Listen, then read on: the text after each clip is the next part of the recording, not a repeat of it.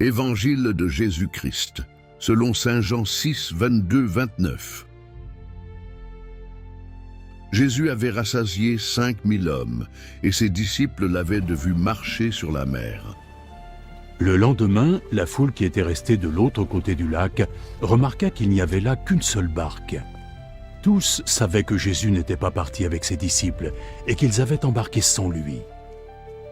D'autres barques venues de Tibériade accostèrent près du lieu où la foule avait mangé le pain, après que le Seigneur ait rendu grâce à Dieu. Quand les gens virent que ni Jésus ni ses disciples n'étaient là, ils montèrent dans ces barques et allèrent à Capernaum à la recherche de Jésus.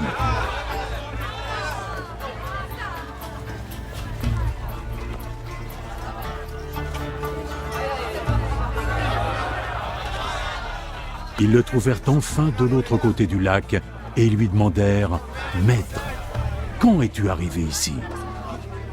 En vérité, je vous le dis, vous me cherchez parce que vous avez mangé du pain à votre faim. Pas parce que vous avez compris le sens de mes miracles. Ne travaillez pas pour la nourriture périssable, mais travaillez plutôt pour celle qui dure, pour la vie éternelle. Cette nourriture, le Fils de l'homme vous la donnera parce que Dieu, le Père, a reporté sur lui toute son autorité.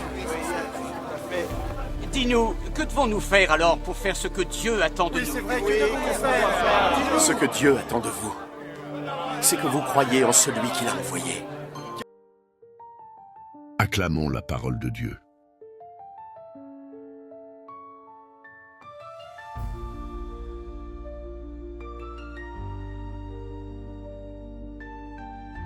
Au cœur de l'Évangile selon saint Jean, Jésus vient d'accomplir le signe de la multiplication des pains. 5 pains et 2 poissons nourrissent une foule de 5000 hommes. Le jour suivant, les gens traversent le lac de Tibériade pour retrouver Jésus. Intrigués, ils le questionnent sur le moment de son arrivée à Capharnaüm. Mais Jésus reproche à cette recherche motivée par la simple satisfaction de la faim corporelle. Vous me cherchez non parce que vous avez vu des signes, mais parce que vous avez mangé de ces pains et que vous avez été rassasiés. Leçon clé, la faim physique n'est qu'un signe de notre soif plus profonde, celle de Dieu. La vraie nourriture, le don de la foi. Jésus invite ensuite la foule à travailler non pour la nourriture périssable, mais pour celle qui demeure jusque dans la vie éternelle.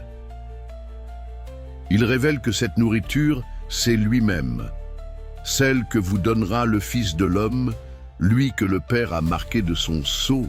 Enfin, quand on lui demande « Que devons-nous faire ?» sa réponse éclaire tout. L'œuvre de Dieu, c'est que vous croyiez en celui qui l'a envoyé. La nourriture qui demeure. Jésus se présente comme le pain de vie, JN 6,35. Il ne nous offre pas seulement un miracle passager, mais la vie éternelle, en communion vivante avec le Père.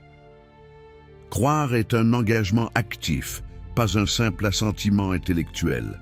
La foi exige écoute de la parole, prière, conversion de cœur et action selon l'amour du Christ. Application concrète dans notre vie quotidienne. Reconnaître nos vraies fins. Avant de courir après les satisfactions immédiates, réussite, reconnaissance sociale, loisirs, interrogeons-nous, qu'est-ce qui rassasie vraiment mon cœur? Pratiquer un inventaire spirituel chaque semaine. Qu'ai-je cherché à combler? Comment Dieu répond-il à ma soif? Faire du travail de Dieu notre priorité. Consacrer chaque matin un temps de prière pour dire « Seigneur, je crois en toi, je te fais confiance aujourd'hui ». Lire l'Évangile ou un passage biblique avant de commencer la journée de travail ou d'études. Chercher à voir dans nos rencontres quotidiennes un appel à la miséricorde et à la charité, donner de son temps, écouter l'autre, partager un geste fraternel. Recevoir le Christ dans la célébration eucharistique. Chaque Eucharistie est présence réelle du pain de vie. Participer activement à la messe, se préparer par la confession et la prière, approfondir le sens de chaque geste liturgique. Témoigner par une parole et des actes concrets. Comme les disciples, annoncer que Jésus est la véritable nourriture, partager autour de nous l'expérience d'une foi vivante. S'engager dans une action de solidarité, visite aux malades, aide aux démunis, signes qui témoignent du Christ en nous,